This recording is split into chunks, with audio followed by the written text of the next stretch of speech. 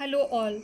In the previous lecture, you have learned the different principles, features of object-oriented programming. In this lecture, we will see how those features are beneficial to the programmer as well as to the user, as well as we will see the applications of object-oriented programming. As you have learned the inheritance, through this inheritance we can eliminate redundant code and extend the use of existing class. We can build the program from the existing working module which communicate with each other rather than writing a code from the scratch. This leads to saving of development time and higher productivity.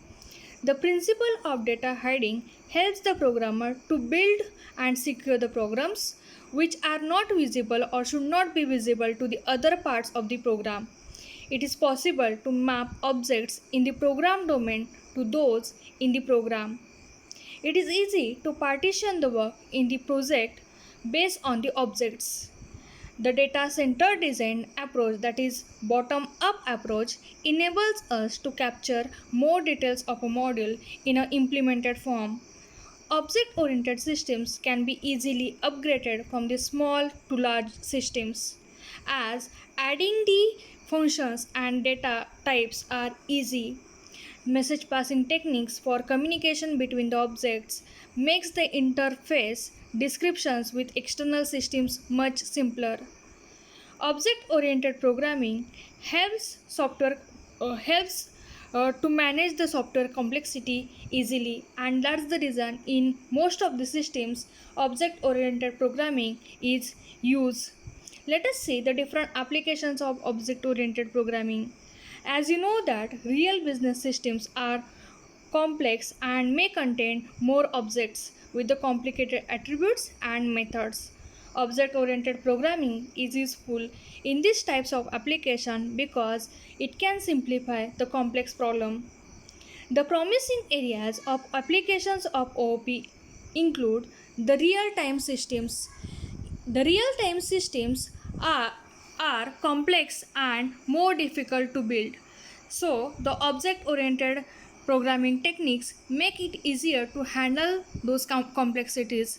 These techniques prevent ways of dealing with this complexity by providing an integrated framework which includes schedulability, analysis, and behavioral specification. Then the next application is simulation and modeling system. It is very difficult to model the complex systems due to varying specifications of variables. Like in natural science, like zoology, or in the medical systems, simulating such systems is very difficult. So, simulating complex systems require modeling and understanding interactions explicitly. So, object oriented programming provides an alternative approach for simplifying this complex modeling system. Then the next is object oriented databases.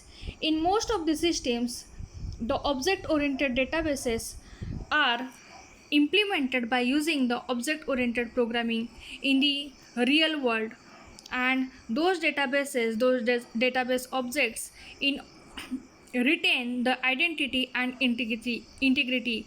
They can then be identified and operated. Then the next application is hypertext and hypermedia. The hypertext is same as our text, but in the hypertext there is a link associated from one text to the another text. So object oriented systems helps to design the layout a framework for the hypertext. Then the next application is AI and the expert system. AI, that is artificial intelligence systems. These are the systems which are specifically designed for some of the applications which works like a human brain, but they do not work exactly as a human brain.